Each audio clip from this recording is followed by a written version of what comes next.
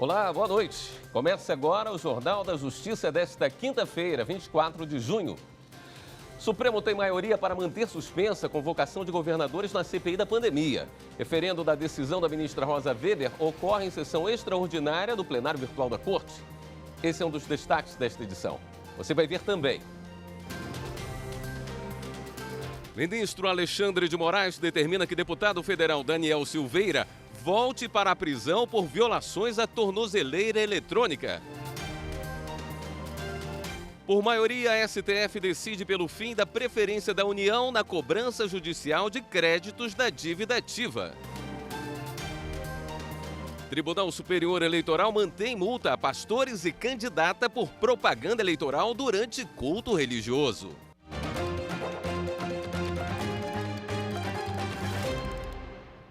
A gente abre o Jornal da Justiça de hoje com uma decisão de agora há pouco. O ministro Gilmar Mendes atendeu ao pedido da defesa do ex-presidente Lula e estendeu a suspeição do ex-juiz Sérgio Moro a todos os processos em que ele atuou contra o petista na 13ª Vara Federal de Curitiba. Com isso, a decisão sobre a parcialidade do ex-magistrado na ação penal do Triplex do Guarujá, confirmada no plenário da Corte desta semana, passa a valer também para os casos do sítio de Atibaia e da doação de um imóvel para o Instituto Lula. Com isso, todos os atos de Moro nos processos são anulados. O Supremo Tribunal Federal formou maioria para manter suspensa a convocação de governadores para depor na CPI da pandemia no Senado. 19 governadores entraram com uma ação na Suprema Corte contra a convocação de 9 deles pela comissão.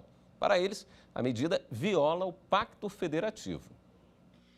A relatora, a ministra Rosa Weber, suspendeu a convocação na CPI da pandemia no começo desta semana, num pedido coletivo dos governadores, e solicitou ao presidente do Supremo, o ministro Luiz Fux, que o caso fosse decidido em votação por todos os ministros da Corte. No voto, a ministra disse que não se pode cogitar, ante a ausência de norma constitucional autorizadora, da possibilidade do Congresso Nacional ou de suas comissões parlamentares imporem aos chefes do Poder Executivo Estadual o dever de prestar esclarecimentos e oferecer explicações mediante convocação de natureza compulsória, com transgressão à autonomia assegurada pela Constituição Federal aos Estados-membros e com desrespeito ao equilíbrio e harmonia que devem reger as relações federativas. A ministra abriu a possibilidade do órgão parlamentar convidar essas mesmas autoridades estatais para comparecerem voluntariamente à reunião da comissão a ser agendada de comum acordo.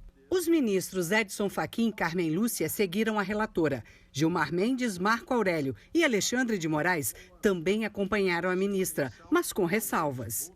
Para o ministro Gilmar Mendes, o controle parlamentar é, antes de mais nada, controle político. Não se sobrepõe ao controle administrativo e também, por isso, não invade ou usurpa atribuições do Tribunal de Contas da União. A vedação para que a CPI em questão investigue assuntos relacionados à realidade político-administrativa dos Estados-membros e a correlata impossibilidade jurídica da convocação de governadores para depor na condição de testemunha ou de investigado, dá-se com fundamento na autonomia política dos entes federados. O prazo para a conclusão do julgamento vai até o fim da noite desta sexta-feira. O deputado federal Daniel Silveira foi preso novamente na tarde de hoje por determinação do ministro Alexandre de Moraes do Supremo. O parlamentar cumpria regime domiciliar, mas desrespeitou o uso da tornozeleira eletrônica. Pela decisão do ministro Alexandre de Moraes, o deputado Daniel Silveira deve ficar recolhido no Batalhão Especial Prisional da Polícia Militar do Rio de Janeiro. O ministro também comunicou à presidência da Câmara dos Deputados sobre a medida. A decisão teve como base os relatórios de monitoramento eletrônico. Segundo a Procuradoria-Geral da República, foram cerca de 30 violações à tornozeleira, como rompimento do lacre e falta de bateria. De acordo com a PGR, a falta de funcionamento esvazia o propósito do monitoramento eletrônico, pois acarreta a perda de comunicação com a central. A inobservância do dever de manter o equipamento com a carga, mesmo advertido, não se apresenta sustentável. Outra alegação é que o monitoramento pressupõe a visita regular à central para a manutenção, mas os relatórios indicam que o parlamentar, por mais de uma vez, deixou de comparecer ao agendamento, sem apresentar justificativas. No dia 5 deste mês, a PGR pediu a prisão do parlamentar, porque ele não vinha cumprindo as medidas cautelares. Inicialmente, Alexandre de Moraes fixou fiança, no valor de R$100 mil. O prazo se esgotou e o deputado não fez o pagamento. Daniel Silveira é investigado pela divulgação de um vídeo com ameaças contra ministros do Supremo e desobediência à decisão judicial. Ele foi preso em fevereiro e, desde março, cumpria regime domiciliar. A maioria do Supremo decide pelo fim de preferência da União em execução fiscal. Em discussão, regra do Código Tributário Nacional e trecho da Lei 6.830 de 1980, que estabelecem a preferência da União em relação a estados, municípios e Distrito Federal na cobrança judicial de créditos da dívida ativa. O governo do Distrito Federal questionou no Supremo a preferência da União em execução fiscal. Para o DF, a situação prejudica a recuperação da dívida ativa e as contas dos governos locais. Também argumentou que as normas violam a Constituição porque não obedecem ao princípio da paridade federativa, estando a União em um nível hierárquico superior aos demais. A relatora é a ministra Carmen Lúcia. Ela lembrou que há precedentes no Supremo Tribunal Federal que tratam da hipótese de hierarquia entre entes federados, previstos na súmula 563 do STF. Mas Carmen Lúcia observou que tais entendimentos foram firmados em 1967, portanto, antes da Constituição Federal de 1988. Nesse sentido, ela votou pela inconstitucionalidade das normas questionadas. Na minha compreensão, o que se interpretou neste Supremo Tribunal Federal e que ensejou o enunciado da súmula 563, que também é aqui questionada, no seu conteúdo, na sua interpretação, parece-me sim, que não pode ser considerada válida em face do ordenamento constitucional posto desde 5 de outubro de 1988. Eu estou, portanto, votando no sentido de conhecer da presente arguição direta da inconstitucionalidade e votando no sentido de julgar procedente o pedido para declarar a não recepção pela Constituição da República de 1988 da norma exposta no parágrafo único do artigo 187 do Código Tributário Nacional e do parágrafo único do artigo 29 da Lei 6.830, Lei de Execuções Fiscais. O ministro Dias Toffoli abriu divergência. Em síntese, considero terem sido recepcionadas pela Constituição Federal de 1988 o parágrafo único do artigo 187 do Código Tributário Nacional e o parágrafo único do artigo 29 da Lei 6.830 de 1980. Em face do exposto, mais uma vez, renovando vênias e cumprimentando também a profundidade do voto proferido pela eminente e ilustre relatora, a ministra Carmen Lúcia, para divergir, julgando totalmente improcedente a arguição de descumprimento de preceito fundamental. O ministro Gilmar Mendes também teve entendimento diferente da relatora. Eu estou, por conta dos fundamentos até aqui trazidos, julgando parcialmente procedente a presente arguição de descumprimento de preceito fundamental, tão somente para atribuir interpretação conforme a Constituição ao artigo 29, parágrafo único da Lei 6.830, a Lei de Execuções Fiscais, sem redução do texto, reconhecendo a sua não recepção quanto a créditos não tributários, permanecendo válida a ordem de preferência quanto aos créditos tributários. O plenário, por maioria, decidiu pelo fim da preferência da União em execução fiscal e a súmula 563 do STF foi cancelada. E a ministra Carmen Lúcia rejeitou novo habeas corpus de um segurança acusado de homicídio em supermercado de Porto Alegre, no Rio Grande do Sul. No pedido de liberdade apresentado ao Supremo, a defesa de Giovanni Gaspar da Silva alegou que ele é réu primário e que não oferece nenhum risco à ordem pública. No entanto, para a ministra Carmen Lúcia, a decisão da Justiça Gaúcha, que determinou a prisão preventiva, não apresenta ilegalidade. Ao negar o habeas corpus, a relatora ressaltou o entendimento do STF sobre esse tipo de medida e que a gravidade do crime e o modo de agir justificam a custódia cautelar. Giovanni e outro segurança foram filmados agredindo João Alberto de Freitas no estacionamento de uma unidade do Carrefour em Porto Alegre. O homem foi imobilizado no chão e morreu por asfixia em novembro do ano passado.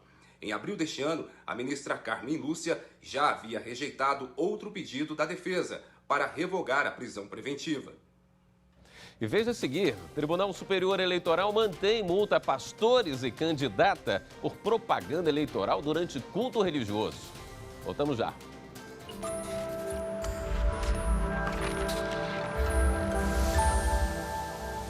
A Constituição Federal de 88 surgiu com o espírito de redemocratização. Ao lado dos direitos fundamentais, o Constituinte deu especial atenção à estruturação da administração pública e suas atividades. Definir contornos íntegros para a atuação da administração pública é projeto institucional ininterrupto, e a Constituição Federal Brasileira é um forte pilar nesse importante propósito.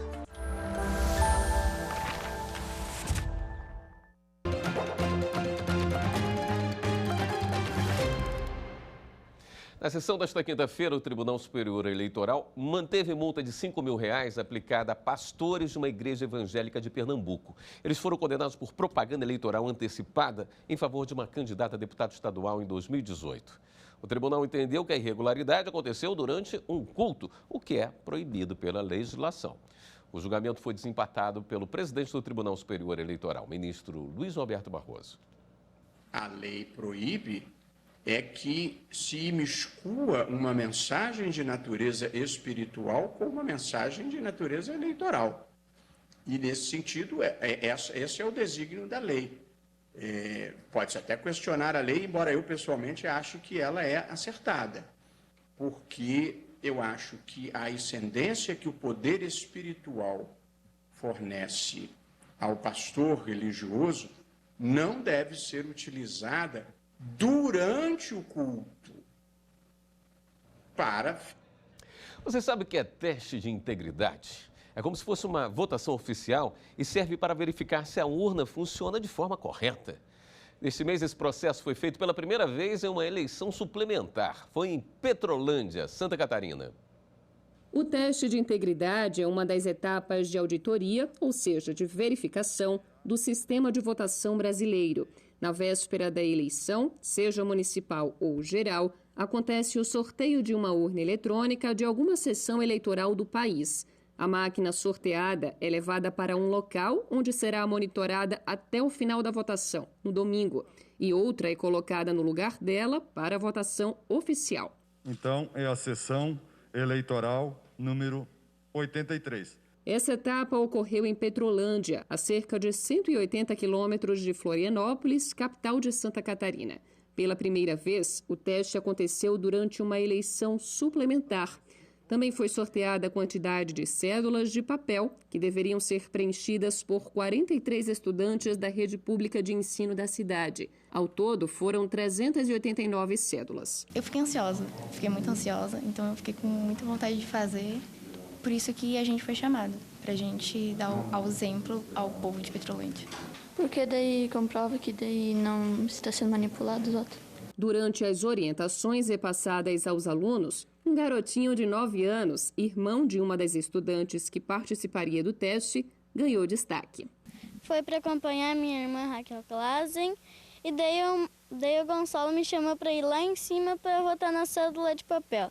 Eu acho que ele foi chamado porque ele estava bem interessado assim, em participar, do evento aqui. E Miguel, apesar da pouca idade, sabe bem que uma prefeita ou um prefeito precisa cuidar do município e transformá-lo no que chamou de Cidade dos Sonhos. Uma cidade limpa, que esteja ônibus, escola e um atendimento de saúde. As alunas e os alunos preencheram as cédulas e depositaram todas em uma urna de lona, que ficou fechada e guardada. Ela só foi reaberta no domingo, dia da eleição oficial, quando os representantes da Ordem dos Advogados do Brasil começaram a registrar eletronicamente o que estava no papel. Esta é a primeira vez que um teste de integridade ocorre no país durante uma eleição suplementar. Os votos de cada cédula de papel que estão na urna de lona são lidos em voz alta e registrados neste computador especialmente preparado para o teste. E nesta urna eletrônica que foi sorteada ao final da eleição, é feita uma comparação dos 3 resultados: o da soma dos votos das cédulas de papel, o da apuração por meio do boletim de urna e o do computador. É necessário que os 3 sejam iguais para comprovar que a votação é segura. A OAB, com 4 advogados que se fazem presente, para fazer então todo esse processo, retirada da cédula, todo o escrutínio e a votação lançar no sistema, para mais um agente externo não só fiscalizar, mas participar. Cláudia Guzman veio do México e integra a missão de observação eleitoral. Ela acompanhou o trabalho em Petrolândia e comentou que é muito importante poder verificar as etapas das eleições e a maneira como a cidadania e a transparência fazem parte da democracia. Estamos cuidando, vigilando a transparência, mas sobretudo nosso sistema democrático. Com certeza da transparência, até porque, embora nós estejamos em momento de pandemia, com todos os requisitos necessários das restrições impostas, é uma audiência pública. Com a eleição suplementar concluída, a prova dos 9, como é chamada na matemática, ocorreu. Ou seja, a soma dos votos registrados na urna eletrônica deu o mesmo resultado que o total de votos em cada candidato selecionado nas cédulas de papel, bem como dos votos registrados no computador. Esse teste, essa auditoria serve para deixar cada vez mais claro para o pessoal que tem essa descrença, para o pessoal que ainda não acredita, né?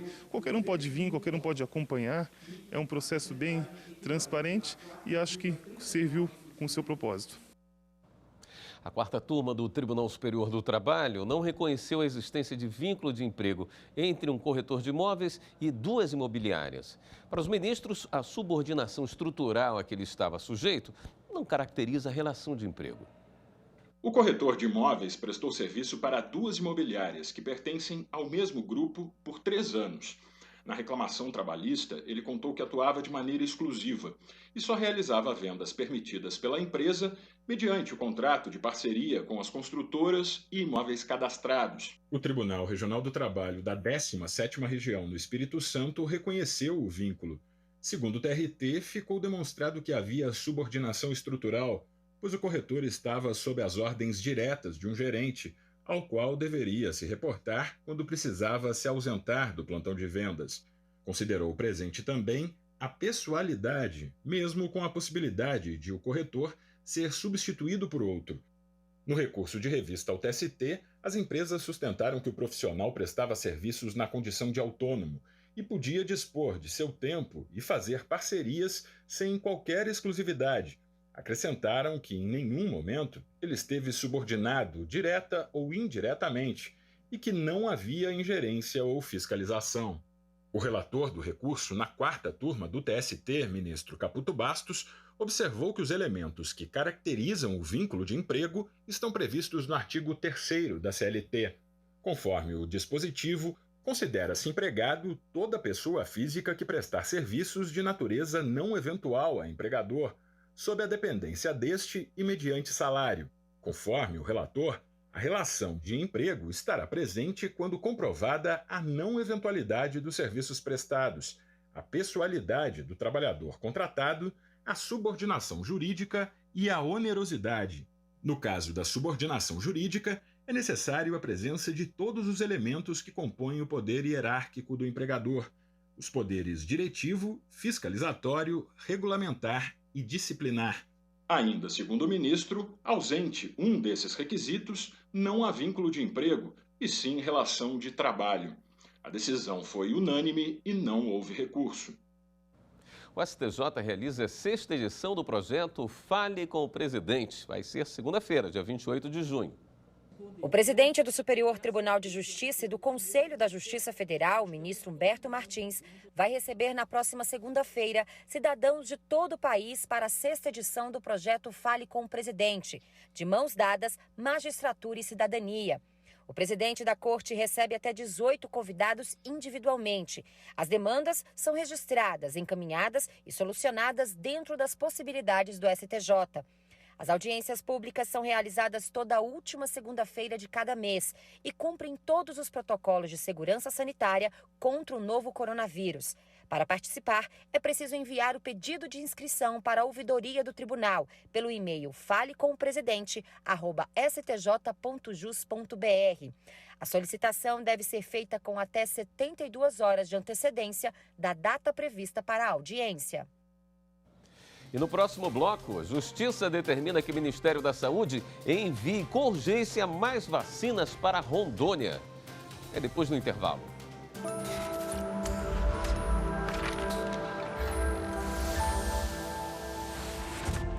A atual Constituição, com seu vigor de justiça e soberania, estabeleceu ao legislador intrínsecas limitações ao poder tributário, o que se subsume à própria garantia de direitos individuais do contribuinte, cuidando das vedações que o legislador infraconstitucional há de reverenciar.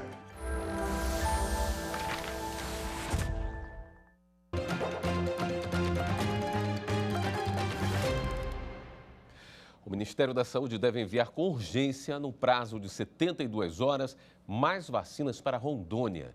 A decisão da Justiça Federal. As doses devem ser enviadas, fazem parte do fundo estratégico que reservava 5% dos imunizantes para atender estados em situação mais crítica na pandemia. De acordo com relatórios da Controladoria Geral da União e do Tribunal de Contas de Rondônia, o estado é o segundo que menos recebeu doses do imunizante proporcionalmente à população. E, ao mesmo tempo, só fica atrás do Amazonas em relação à taxa de mortalidade por Covid. De acordo com a decisão do juiz federal Bernardo Tinoco Horta, os envios devem garantir que Rondônia alcance em até 30 dias a média nacional de recebimento de vacinas. E a pedido do Ministério Público Federal, a Justiça determinou que gestantes e puérperas sem comorbidades voltem a ser vacinadas contra a Covid-19 em Sergipe. De acordo com a decisão, a vacinação em Sergipe de gestantes e mulheres que acabaram de ter filhos deve ser considerada prioridade entre os grupos de imunização de pessoas sem comorbidades. As doses deverão ser reservadas respeitando a quantidade necessária para a aplicação da primeira e da segunda etapa de imunização.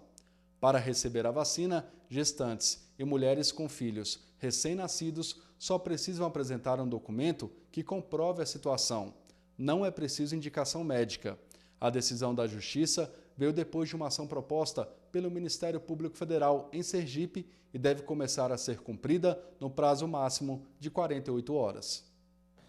O Judiciário de Mato Grosso e a Polícia Civil do Estado lançaram 2 ferramentas virtuais para ajudar vítimas a quebrarem o ciclo da violência doméstica. Nos 4 primeiros meses desse ano, 34 mulheres foram assassinadas em Mato Grosso. Só as cidades de Rondonópolis e Várzea Grande somam 8 registros. Mas, a partir de agora, as vítimas de violência doméstica que morem nesses 2 municípios, além da capital, Cuiabá e Cáceres, e que já sejam beneficiárias de uma medida protetiva, contam com o aplicativo SOS Mulher MT, um botão do pânico virtual que, ao ser acionado, localiza a viatura policial mais próxima para prestar o socorro imediato. Desenvolvido pela Polícia Judiciária Civil em parceria com o Poder Judiciário de Mato Grosso e a Secretaria Estadual de Segurança Pública, o app foi lançado oficialmente durante uma cerimônia híbrida aqui na sede do Tribunal de Justiça, onde foi apresentada ainda outra importante ferramenta virtual de proteção, também fruto da cooperação entre as instituições. É a medida protetiva de urgência online, que pode ser solicitada de qualquer cidade de Mato Grosso nos casos em que não há violência sexual. Basta que a vítima acesse o site SOS Mulher, responda aos dados e aguarde a resposta em poucas horas. Agora, mesmo trancadas em suas casas, mesmo envergonhadas, e agora podendo agir com muita discrição, poderão, de forma praticamente oculta, buscar a solução e a responsabilização. Pela dinâmica que foi dada, pelo sistema que está sendo montado, pela velocidade, a parceria com o Poder Judiciário e o Ministério Público, eu acredito que o nosso sistema hoje vai servir de modelo para outros estados. Produtos que garantem segurança e agilidade para quebrar o ciclo da violência, para preservar vidas. O botão do pânico, ele facilita muito, ele cria uma conexão muito rápida para que as pessoas possam, vítimas de violência, as mulheres, acionar o Poder Judiciário, acionar a Polícia Judiciária Civil e rapidamente elas terem o atendimento das forças de segurança. Fazer a campanha maciça em cima da denúncia, para que nós estamos lhe entregando uma ferramenta poderosa. Agora, use-a, mas faça uso dela constantemente. Não deixe para depois ou não fique achando que este homem vai melhorar, porque não vai. Ele vai progredindo até chegar, quiçá, à morte, matar a companheira. Muita gente desconhece o direito dos réus de não usar uniformes de presidiários durante os julgamentos. No Tribunal do Júri do Fórum Lafayette, em Belo Horizonte, a medida aplicada com sucesso é inspirada em um tratado da ONU sobre os direitos dos presos. Cenas como essas de réus com uniformes de presídios durante o julgamento são cada vez mais raras em Minas Gerais. Nos tribunais do júri do Estado, os acusados têm o direito de usar roupas civis. A medida tem origem nas regras de Mandela, um tratado da ONU em homenagem ao ex-presidente sul-africano Nelson Mandela, que ficou 27 anos preso. O documento define princípios para o tratamento digno e humanitário dos presos. As regras de Mandela, elas constituem cerca de 122 conceitos criados pela ONU para imposição aos seus signatários, como uma orientação de tratamento à questão do recluso, do preso, daquele privado de liberdade. Estabelece condições locais de higiene, de espaço físico, iluminação, vestimenta, atendimento médico, disciplina, todos os aspectos que envolvem a vida, o dia a dia daqueles reclusos. Um dos artigos do tratado estabelece que, em circunstâncias extraordinárias, sempre que um preso estiver fora do presídio, por motivo autorizado, ele poderá usar roupas próprias ou discretas. Ciente das regras de Mandela e fiscalizador do direito, esse defensor público do Estado montou uma espécie de guarda-roupas em uma sala do Fórum Lafayette. Roupas doadas e compradas pelos próprios defensores públicos são usadas por réus de famílias carentes nos julgamentos. A Defensoria Pública tem um cuidado muito especial para que o preso, para que o assistido, que será julgado perante o Tribunal Popular, ele seja realmente tratado como um cidadão comum, observando todos os seus princípios. E nós entendemos que essa roupa prisional, aquele uniforme vermelho do presídio, ele já carrega em si um estigma de uma pessoa condenada. E aqui nós temos um respeito profundo pela intenção do preso com relação à sua vestimenta. O preso não é obrigado a ficar aqui com a vestimenta oriunda da unidade prisional, assim como não fica algemado. Então, o comportamento e o tratamento do preso dentro do tribunal do júri é dado como se fosse um cidadão qualquer. Esta edição do Jornal da Justiça fica por aqui. Uma boa noite para você. Até amanhã.